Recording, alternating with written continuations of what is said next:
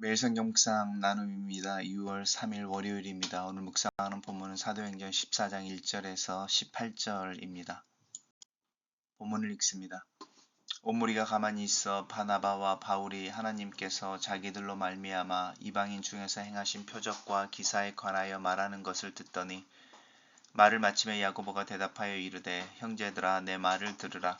하나님이 처음으로 이방인 중에서 자기 이름을 위할 백성을 취하시려고 그들을 돌보신 것을 시므온이 말하였으니 선지자들의 말씀이 이와 같이 일치하도다.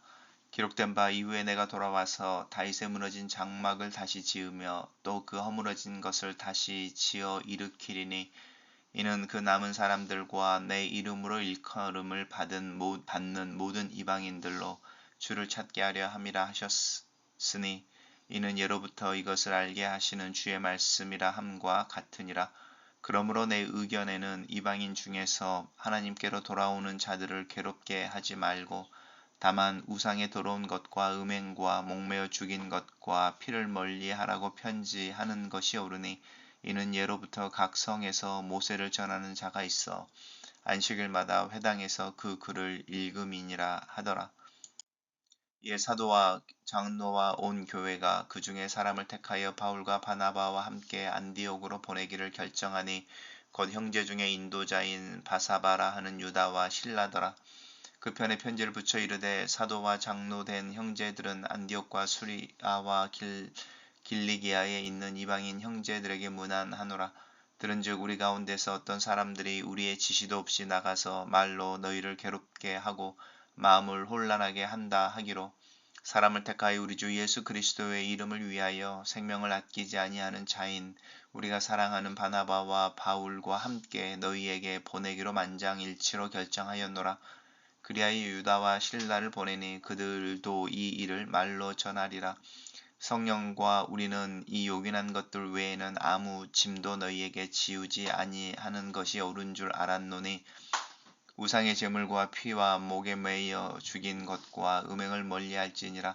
이에 스스로 삼가면 잘 되리라. 평안함을 원하노라 하였더라. 그들이 작별하고 안디옥에 내려가 무리를 모은 후에 편지를 전하고 읽으니 그 위로한 말을 기뻐하더라. 유다와 실라도 선지자라 여러 말로 형제를 권면하여 굳게 하고 얼마 있다가 평안히 가라는 전송을 형제들에게 받고 자기를 보내던 이들에게 돌아가되 바나바와 바울은 안디옥에 유하며 수다한 다른 사람들과 함께 주의 말씀을 가르치며 전파하니라. 오늘의 본문은 예루살렘 교회의 첫 번째 공예라고 할 수 있습니다. 유대인 그리스도인들이 안디옥에 가서 이방인 그리스도인들을 할례나 또 유대인들의 풍습을 따를 것을 강요하고 또 강조하면서 생긴 문제에 대해서 이제 최종 결정을 내리는 장면입니다. 온 무리가 가만히 있어라고 하는 부분은 이제 우리 어제 묵상했던 본문 속에서 이제 베드로가 고넬료의 집에 보내실 때 하나님이 하셨던 일에 대해서 증언하는 부분이고 이제 바울과 바나바가 자신들의 첫 번째 선교 여행 중에 일어났던 표사와 기적에 대해서 이야기를 하는 거죠. 그리고 말을 마칠 때에 이제 야고보가 대답하는데 이 야고보는 야고보서를 지은 예수님의 동생 야고보로서 예루살렘 교회의 최고의 리더의 역할을 하고 있었습니다. 형제들아 내 말을 들으라 이렇게 말하면서 이제 시므온이 말한 것을 우리가 듣지 않았느냐 베드로를 의미하는 것이죠. 그리고 선지자들의 말씀이 이와 같이 일치하다라고 하면서 아모스서의 말씀을 이야기합니다. 이후에 내가 돌아와서 하나님을 말씀하시는 거죠. 다시 다윗의 무너진 장막을 다시 지우고 허물어진 것을 다시 지어 일으킬 것이다. 그리고 그때가 되면 남은 사람들은 유대인들을 의미하는 것이고 내 이름을 일컬음을 받는 모든 이방인들은 우리가 이제 하나님을 두려워하는 자들로 묘사되어졌던 경건한 이방인들을 의미하는데 우리는 이제 유대인 그리스도인들, 이방인 그리스도인들 이렇게 이야기할 수 있습니다. 주를 찾게 하려 합니다. 같은 거죠. 그러므로 내 의견에는 최고의 지도자인 야고보가 이제 어떤 결론을 내려고 할 때 자기 의견으로 이제 이야기를 합니다. 바울도 고린도 전후서 속에서 어떤 이야기 속에서 내 생각에는 이렇게 표현하는 정직함이 있습니다. 특별히 이제 우리가 믿음의 분량대로 한다라고 하는 믿음의 분량이라고 하는 것은 원리를 의미하는 것이 아니고 그 원리를 어떻게 실천할 것인지에 대해서 how에 대해서 이야기를 하는 거죠. 질이 아니라 양에 대해서 이야기할 때는 이 믿음의 분량이라는 단어를 쓰는데 이것은 opinion이라고 내 견해에는 내가 가지고 있는 믿음의 이해에 근거해서 생각하기는 이렇게 표현할 필요가 있습니다. 이 믿음의 분량이라는 건 내 의견이라고 하는 부분을 겸손하게 인정하지 않으면 내 의견으로 다수의 사람들을 움직이게 하기 위해 하나님의 권위를 빌리는 경우가 있고 그럴 때는 그 의견이 폭력이 되는 경우가 있죠. 근데 최고의 지도자인 야고보가 하나님께서 나에게 이렇게 말씀하시다 이러지 않고 내 의견에는 이라고 겸손하게 말하면서 이방인 중에 하나님께 돌아오는 자를 괴롭게 하지 말자. 다만 우상의 더러운 것과 음행과 목매어 죽인 것과 피를 멀리해 하라고 편지하는 것이 옳다라고 하면서 최소한의 것에 대한 어떤 절제 또 금지를 이야기하고 있습니다. 이해라고 하면 이제 교회 사람들이 다 동의를 하는 것이죠. 사도와 장로와 온 교회 예루살렘에 모여 있는 이들이죠. 그 중에 사람들을 택하여 이 유다와 이제 실라를 택합니다. 바울과 바나바와 함께 안디옥으로 보내기를 결정했다. 단순히 편지만 보내는 것이 아니라 증인이 되는 사람들을 보내는 거죠.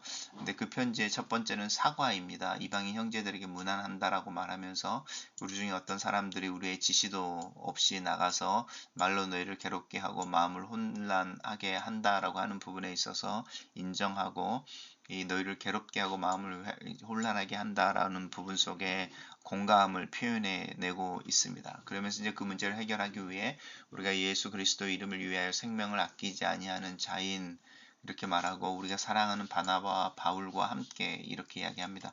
바울과 바나바를 예수 그리스도를 위해 생명을 아끼지 않는 자이면서 우리의 사랑을 받는 이렇게 말하고 이제 신라와 유다를 함께 보내기로 했다 이렇게 말하고 이제 편지의 내용은 그대로입니다. 성령과 우리는 이렇게 이야기하면서 믿음의 어떤 결정에 대한 이야기를 하고 있습니다.